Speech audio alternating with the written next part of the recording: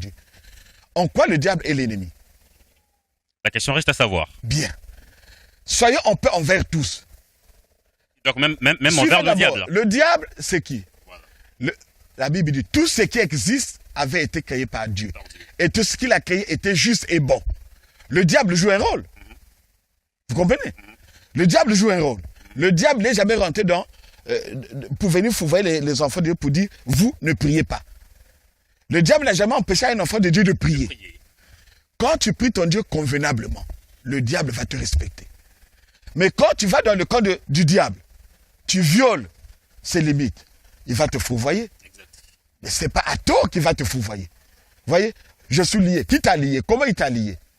Bon, imaginez vous jetez le feu dans le camp de l'ennemi. Bon, qui est ton ennemi? Bon, si c'est le diable, c'est bien. L'adversaire qu'on appelle le diable. Qu'est-ce qu'il t'a fait? Parce qu'il faut démontrer en quoi il est ton ennemi. Vous jetez le feu dans le corps de l'ennemi. Oui. Qu'est-ce que le diable t'a fait? Dans les sorciers du quartier, le feu. Qu'est-ce que les sorciers du quartier t'ont fait? Et puisque c'est le fidèle qui dit, voilà, je suis poursuivi par le sorcier, par tel mal, par tel diable, alors pasteur, jetez le feu sur l'ennemi. La Bible ne nous dit pas ça. Vous savez, mettez un peu le caca là. Vous allez voir quoi? Vous allez voir quoi? Les mouches qui gravitent autour. Les mouches représentent les démons. Quand un fidèle vient pour dire « Ah, il faut jeter le feu chez les mouches », il faut dire au fidèle « Oui, c'est Dieu qui a créé les mouches. C'est pas maintenant qu'on va jeter le feu chez les mouches, mais enlève seulement le caca. » Quand vous allez enlever le caca, vous allez voir que les mouches vont disparaître. Donc, les mouches ne peuvent aller que là où il y a le caca. Le pasteur, au lieu d'enlever le caca, lui peut faire chasser les mouches. Mais les démons ne finiront jamais. Voilà pourquoi vous remarquez que nous prions, les mots ne finissent jamais. Regardez, je prends même le quartier là où je suis. Comptez à combien des églises. Vous allez vous rendre compte que les démons sont toujours parmi nous. Toujours. Or, si on pouvait comprendre ce qu'on devait faire, on devait se rendre compte que nous n'avons pas à combattre contre la chair et le sang, mais contre l'esprit, dans le lieu céleste. Qu'est-ce que le lieu céleste? Aujourd'hui, je bois. En buvant, je suis tenté de souiller mon corps.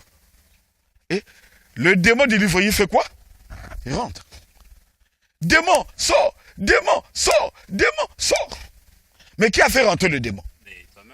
L'ivrognerie. Les ivrognes n'hériteront pour le royaume de... Au lieu de chasser les démons, il faut dire aux fidèles, l'ivrognerie, c'est un péché. Débarrasse-toi de ce péché, le pauvre démon va partir. Ce sont des choses simples. Nous savons qu'aujourd'hui, les gens ont besoin de la guérison. Les gens ont besoin du travail. Donc, on veut manifester le ministère dans la puissance. Tout gravite autour du miracle. Le miracle. Et quand les gens vont dans les églises, ils ne veulent pas écouter la parole de Dieu. Ils veulent voir le pasteur faire un.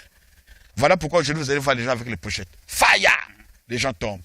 Ça, ce n'est pas une démonstration spirituelle. Ça, c'est une démonstration magique.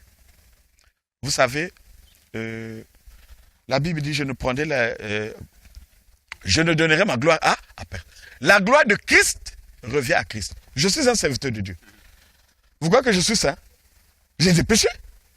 Vous comprenez? Dieu m'a envoyé pour prêcher à qui? Aux enfants de Dieu. Je viens, je dis, tu es un enfant de Dieu. Oui. Dieu m'a envoyé pour te sauver. Voilà ce que tu dois faire.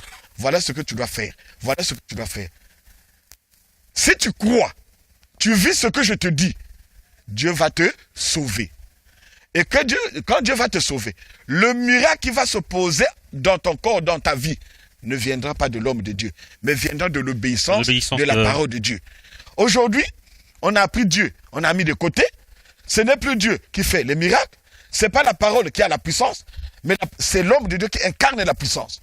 Voilà pourquoi quand il dit, enveloppe 5000, prière pour 100 000, les gens aveuglement sont tentés d'enrichir les pasteurs. Les paniers se remplissent. Oui, mais justement, c'est même vous les journalistes. Vous comprenez? Et puis, un journaliste, n'eût été l'esprit mercantile des journalistes, les journalistes seraient des grands chasseurs.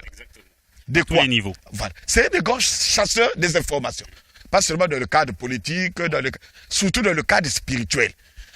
Il faut ramener un peu ces hommes-là dans une certaine confusion. Moi je l'ai dit, Demandez pas à un pasteur. C'est Jésus qui t'a envoyé, oui, les preuves. Quel est le sort de ton apostolat? Qu'est-ce que Jésus t'a dit de dire? Vous voyez?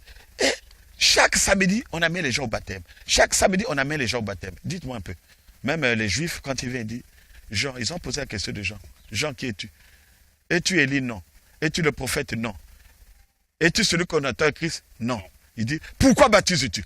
Donc même le baptême ne peut baptiser qu'un envoyé. Vous comprenez? Il n'y a qu'un envoyé qui peut baptiser. Même, pardon.